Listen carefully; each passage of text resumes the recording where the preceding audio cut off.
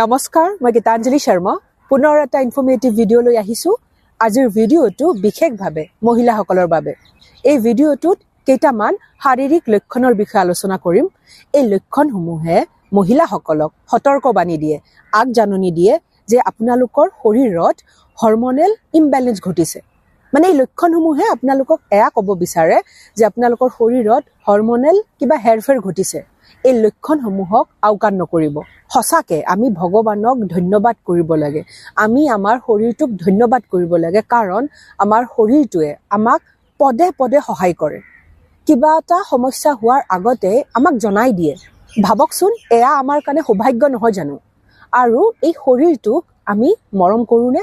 আমাৰ শৰীৰটোৱে যিদৰে আমাক মৰম কৰে, আমাক সতৰ্কবাণী দিয়ে, ঠিক তেনেকে আমি আমাৰ শৰীৰটোক মৰম কৰোঁনে, যতন লওঁনে?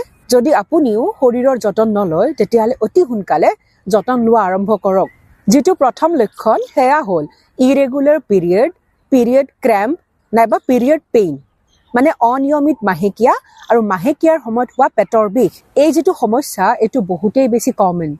প্ৰায়ভাগ মহিলাৰ ক্ষেত্ৰত দেখা যায় যে মহিলাসকলৰ পিৰিয়ডৰ সময়ত প্ৰব্লেম হয়। মানে এনেকুৱা মহিলা দেখিছোঁ যিসকলৰ এটা মাহত দুবাৰকৈ মাহেকীয়া হয়, 15 দিনৰ মূৰে মূৰে। আৰু মাহেকীয়া হ'লে ইমানেই বেছি ব্লিডিং হয়, নতুবা বহুত কম ব্লিডিং হয়। আৰু লগতে পেটৰ বিষ, বাপৰে, এনেকুৱা পেটৰ বিষৰ কাৰণে থাকিব নোৱাৰা অৱস্থা।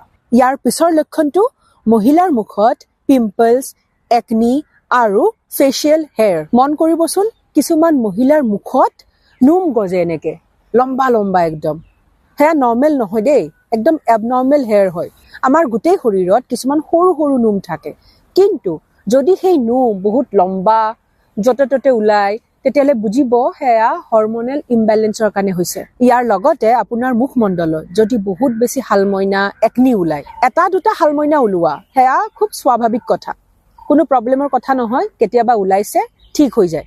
কিন্তু যদি আপোনাৰ মুখমণ্ডলত একদম গোটেই চাৰিওফালে গালখনত যদি বহুতেই বেছি পিম্পলছ আৰু একনি ওলায় আৰু সেয়া ঠিক নহয়, তেতিয়াহ'লে বুজিব সেয়া হৰমনেল ইমবেলেঞ্চৰ কাৰণে হৈছে। ইয়াৰ পিছৰ লক্ষণটো হ'ল ৰাতি ভালদৰে শোৱাৰ পিছতো ৰাতিপুৱা শুই উঠি আপুনি ফ্ৰেছ ফিল নকৰে। গোটেই দিনটো এনেকুৱা লাগে যেন আপোনাৰ শৰীৰত একদমেই শক্তি নাই, একদম ভাগৰুৱা, মগজুৱে কাম নকৰে, একো কাম কৰিব মন নাযায়।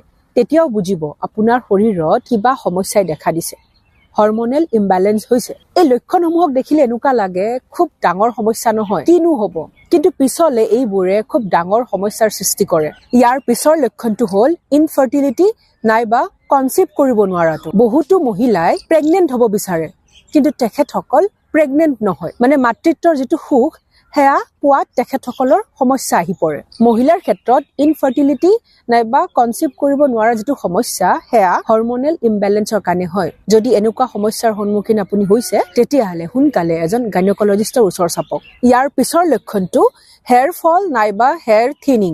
দিনটোত 10 ডাল, 15 ডাল, 20 ডাল চুলি সৰাটো একো ডাঙৰ কথা নহয়, কিন্তু যদি আপোনাৰ সদায় বহুত চুলি সৰি আছে, মানে অত্যন্ত চুলি সৰিছে আৰু লগতে চুলি পাতল হৈ পৰিছে, তেতিয়াহ'লে লক্ষ্য কৰিব আপোনাৰ শৰীৰত কিবা নহয় কিবা এটা সমস্যা ঘটিছে। চুলি সৰাটো এটা নৰ্মেল কথা, প্ৰত্যেক মানুহৰ চুলি সৰে, কিন্তু অতিমাত্ৰা চুলি সৰাটো, চুলি পাতল হোৱাটো হৰমনেল ইমবেলেঞ্চৰ লক্ষণ। ইয়াৰ পিছৰ লক্ষণটো হ'ল ৱেইট গেইন। আপোনালোকৰ ওজন ইমান বেছি বাঢ়িব, আপোনালোক নিজে আচৰিত হ'ব যে কেলে ইমান ওজন বাঢ়িছে। ওজন বাঢ়াটো এটা বেলেগ সমস্যা, ইয়াৰ লগতে অইন এটা সমস্যাই দেখা দিব। সেয়া হ'ল সেই যে ওজন বাঢ়িছে, তাক কম কৰাত আপোনালোকৰ বাবে বহুত কষ্টকৰ হৈ পৰিব।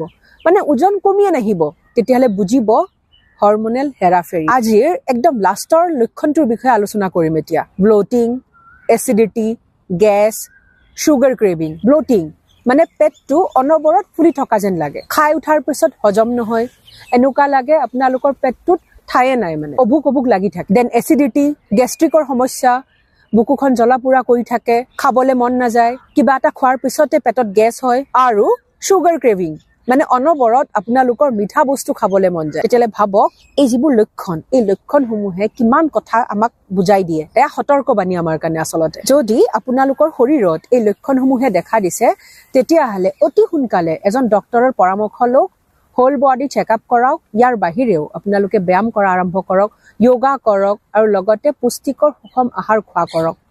তেন্তে আজিলৈ আহিছোঁ এটা নতুন ভিডিঅ'লৈ আপোনালোকৰ মাজলৈ পুনৰ আহিম। Stay happy and stay healthy. Love you all.